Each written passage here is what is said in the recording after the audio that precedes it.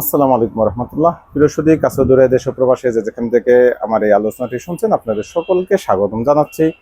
মূলত আজকের যেই প্রসঙ্গ সেটা হচ্ছে কার্ড ইস্যু, অর্থাৎ মাননীয় প্রধানমন্ত্রী নির্বাচনের আগের থেকেই আমাদের গ্রামগঞ্জের সকল পর্যায়ের সকল রমণী নারী মা বোন সকলকে তিনি কার্ডের আওতায় আনতে চাচ্ছিলেন, তথা ফ্যামিলি কার্ড। এরপরে যুক্ত হয়েছিল কৃষি কার্ড, তারপরে দেখলাম ফুয়েল কার্ড, এখন আবার আসতেছে নতুন করে এলপিজি কার্ড। আমরা যদি একটু মাননীয় প্রধানমন্ত্রীর কথাটা শুনে আসি, তারপরে আলোচনা করতে সুবিধা হবে। আশা করি শেষ পর্যন্ত সাথেই থাকবেন এবং গুরুত্বপূর্ণ এই আলোচনার উপরে আপনাদের যে কোনো মতামত প্রত্যাশা করতেছি, আপনাদের মতামতের জবাব দেওয়ার চেষ্টা করবো। আমরা শুনে আসতেছি মাননীয় প্রধানমন্ত্রীর আলোচনাটি একটু।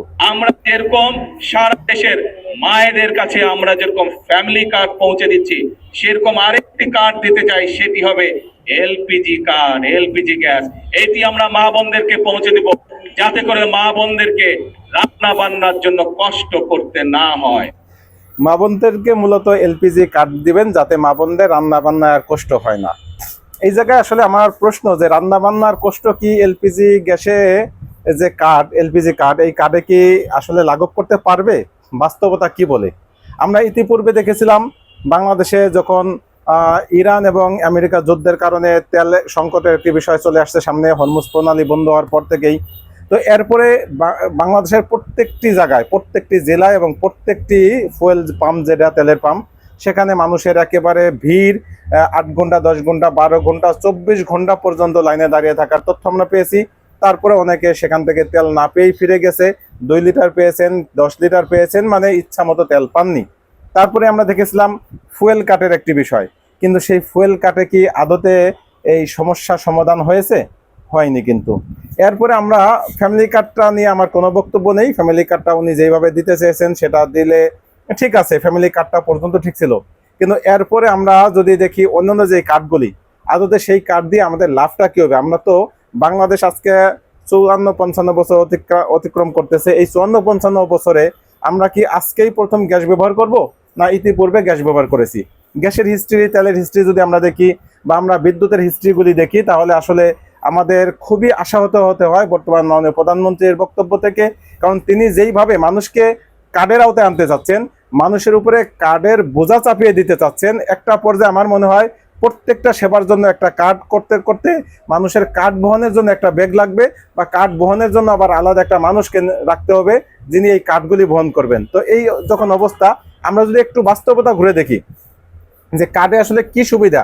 আমি একটু আগে একটা রিপোর্টে দেখলাম হয়তো কিছুটা সমন্বয় করা হবে, সকলকে কার্ড দিবেন না। ফুয়েল কার্ডটা, এলপিজি কার্ডটা কিছু প্রান্তিক শ্রেণীর যারা নিম্ন মধ্যবিত্ত বা মধ্যবিত্ত এদেরকে, এবং একেবারে প্রান্তিক শ্রেণী যারা চুলায় লাকড়ি দিয়ে রান্না বান্না করে স্বাস্থ্য ঝুঁকিতে পড়েন, তাদেরকে মূলত এই এলপিজি কার্ডটা দিবেন। আমি একটু আগে একটা পত্রিকা থেকে দেখলাম নিউজটা। তো সেটা যদি হয় তাহলে তার মানে সকলকে এই কার্ডের আওতায় আনবেন না। ফ্যামিলি কার্ড যেমন সকল পরিবারকে দিবেন, কিন্তু এলপিজি কার্ডটা একেবারে সীমিত সংখ্যক কিছু মানুষকে দেওয়া হবে।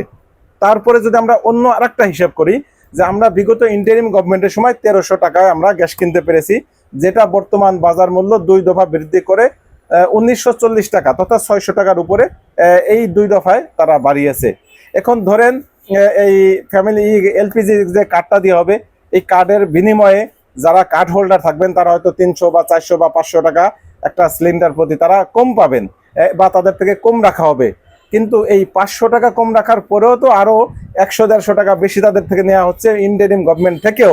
এবং তারও আগে যদি আমরা আওয়ামী সরকার দেখি, তখন কিন্তু আরো কম ছিল, 1200, তার আগে 1100, 800-700 টাকা। আমি নিজেও কিনেছি 750 টাকা, 735 টাকার গ্যাস আমি নিজেও কিনেছি। তো এই 10 বছরের ব্যবধানে গ্যাসের মূল্যটা খুব বেশি বাড়ছিল না, 700-800 টাকা থেকে 1100-1200 টাকার ভিতরে ছিল।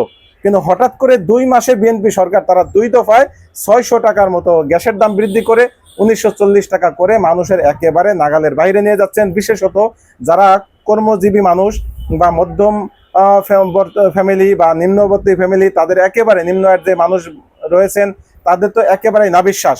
ইভেন এর সাথে যোগ হয়েছে বিদ্যুতে আমরা দেখেছি কয়েকদিন আগে আমরা দেখলাম যে 70 পয়সা থেকে 1 টাকা 80 পয়সা প্রতি বিদ্যুতের পার ইউনিটের দাম বাড়ানোর একটি প্রস্তাবনা এসেছে।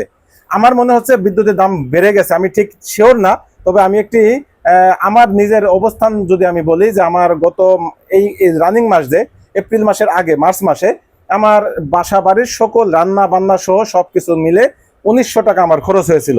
অর্থাৎ 2000 টাকা ভরার পরেও আমার মাসে 2000 টাকা শেষ হয়নি। তো এই ছিল আমার অবস্থা। 1900 টাকা আমার একটা মাস চলে গেছে। এই মাসে আমি অনেক কষ্ট করে একটা গ্যাস কিনেছি, কারণ কারেন্ট যেভাবে যাওয়া শুরু করেছে তাতে কারেন্টে রান্না বান্না করলে বাচ্চাদের না খেয়ে রাখতে হয়। তো একটা গ্যাস কেনা হয়েছে। তো যেহেতু গ্যাসের প্রতি একটা গ্যাস আছে, গ্যাস দিয়ে কিছু রান্না বান্না হচ্ছে, তার মানে সম্পূর্ণ রান্নাটা এখন আর বিদ্যুতের উপর নির্ভর করছে না। হ্যাঁ, বিদ্যুতে বেশি রান্না করছি, কিন্তু গ্যাসটা দিয়েও কিছু রান্না হচ্ছে। তা সত্ত্বেও আমি এই মাসে শুরুতে 1200 টাকা ঢুকিয়েছি, তারপরে 500 টাকা ঢুকিয়েছি, তারপরে আবার 500 টাকা, তার মানে 2200 টাকা ঢুকিয়েছি। গতকালকে দেখলাম 200 টাকার কাছাকাছি আমার টাকা আছে। তার মানে 2000 টাকা একেবারে চলে গিয়েছে, আমার খরচ হয়ে গিয়েছে। এখনো মাসের কিন্তু বাকি, আজকে 27 তারিখ, 28, 29, 30, আরো 3 দিন বাকি। তার মানে 2200 টাকা চলে যাবে গ্যাসের রান্না করা সত্ত্বেও। অর্থাৎ গ্যাসের সাপোর্ট নেওয়ার পরেও 2200 টাকা যদি হয়, আগের থেকে আমার একটা ফ্যানও বাড়েনি, কোনো কিছু বাড়েনি, বরং বিদ্যুৎ বিল কম আসার কথা। অনেক প্রচন্ডভাবে বিদ্যুৎ লোডশেডিং দিচ্ছে, ঘন্টায় ঘন্টায় লোডশেডিং দিচ্ছে, যে কারণে বিদ্যুৎ বিল কম আসার কথা। ফ্যান অনেকটা কম চলেছে, সবকিছুই কম চলেছে, সেই হিসেবে বিদ্যুৎ বিল এ মাসে অনেক কম আসার কথা। সাথে তো আমি বললামই যে গ্যাসের কিছু সাপোর্ট আমি রান্নায় নিয়েছি, তো সেই কারণে বিদ্যুৎ বিল অনেক কম আসার কথা। সেজন্যই আমি মূলত 1200 টাকা ঢুকেছিলাম শুরুতে। কিন্তু আমার আশার ঘুরে বালি, সেই 1200 টাকার পরে আরো 500, দেন আরো 500 টাকা ঢুকানোর পরেও আমার মাস দেওয়া এখন মানে সংখ্যায় আছি যে আদতে আমার এই 2200 টাকায় মাস যাবে কিনা। তো এটা যদি অবস্থা হয় যে বিদ্যুৎ থেকে আপনি বেশি নেবেন, আপনি গ্যাস থেকে বেশি নেবেন, আপনি তেল থেকে বেশি নেবেন, তারপরেও হাহাকার আমরা এগুলি পাবো না, তাহলে এই কার্ড দিয়ে আমাদের লাভটা কি হবে? মাননীয় প্রধানমন্ত্রীর কাছে আমার প্রশ্ন যে আপনি এই কার্ড না খেলে এটা একটা আপনি হাস্যরসে বা জনগণের সাথে একটা তামাশা স্বরূপ হয়ে যাচ্ছে। আমার মনে হয় জনগণ কথা বলা শুরু করছে যে আমরা কার্ড ধুয়ে দিয়ে কি পানি খাবো। অনেকে এভাবে বলছে যে এত কার্ড নিয়ে বরং টাকার একটা কার্ড দেন আমাদেরকে, এত কার্ডের আমাদের দরকার নাই, বরং এমন একটা কার্ড দেন যেই কার্ডটা দিলে আমরা টাকা পাবো। আমরা দেখছি দোকানপাট সন্ধ্যা 7টায় বন্ধ হয়ে যাচ্ছে। অন্যদিকে মন্ত্রীরা বলছেন বাংলাদেশে সর্বোচ্চ জ্বালানি মজুদ আছে ইতিহাসের। এটা মানে হাস্যকর। জনগণের কাছে এরা যে কতটা হাস্যকর হচ্ছেন এবং কতটা এরা মানে হালকা হয়ে যাচ্ছেন, এরা হয়তো তারা নিজেরাও জানতেছেন না। আমার মনে হয় মাননীয় প্রধানমন্ত্রী এই সার্বিক বিষয়গুলি তিনি নিজে তদারকি করেন কিনা, নাকি তার এখানে স্বাধীনভাবে তার চিন্তা চেতনা করার ক্ষেত্রেও কোনো বারণ রয়েছে, যেটা তার স্ট্যাটাস আমরা লন্ডন থাকতে দেখেছিলাম। তিনি বাংলাদেশে আসার ক্ষেত্রে একক সিদ্ধান্ত নেওয়ার ক্ষেত্রে তিনি স্বাধীন ছিলেন না, সেটা তিনি নিজেই ক্লিয়ার করেছিলেন। এখন তাহলে এই রাষ্ট্র পরিচালনার ক্ষেত্রে বা এই বিভিন্ন ধরনের কার্ড ইস্যু করার ক্ষেত্রে এই ধরনের চিন্তা চেতনা, এটা কি আসলে তিনি স্বাধীন কিনা, এটা আমার জানার প্রশ্ন। তিনি সবকিছু কার্ড দিয়ে ঢেকে দিতে চাচ্ছেন। ব্যাপারটা কেমন, যে ছোট্ট একটা গল্প যদি বলি, যে এক ছাত্র স্কুলে ভর্তি হয়েছে, তাকে স্যার দিয়েছে নদী রচনা লিখতে। তো ছাত্র নদী রচনা লিখতে গিয়ে সে লিখতেছে নদী আমাদের খুবই উপকারী, একটি নদীর থেকে মাছ হয়, তবে সাবধান, নদীর ভিতরে থাকে ইয়া বড় বড় হাঙর, হাঙ্গরের বিশাল বড় লেজ, লেজে কাটা কাটা কাটা কাটা। এই কাটা দিয়ে তিনি 5-6 পৃষ্ঠা রচনা শেষ করেছেন। শুরু মাত্র 1-2 লাইন, বাকি 5-6 পৃষ্ঠা কাটা। তার মানে তাকে কাটায় ধরেছে। স্যার মনে করলেন তাকে কাটার থেকে বের করতে হবে। পরের দিন দিলেন রাস্তা রচনা, যে আজকে তো নদী পাবে না।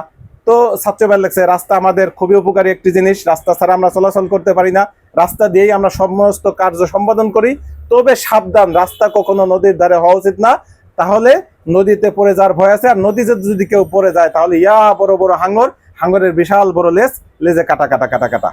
স্যার দেখলেন মহামুসিবত, এর তো কাটার থেকে উদ্ধার করা যাচ্ছে না। এবার দিলেন যে না, এবার আর রাস্তা দিবেন, এবার দিলেন গরু রচনা।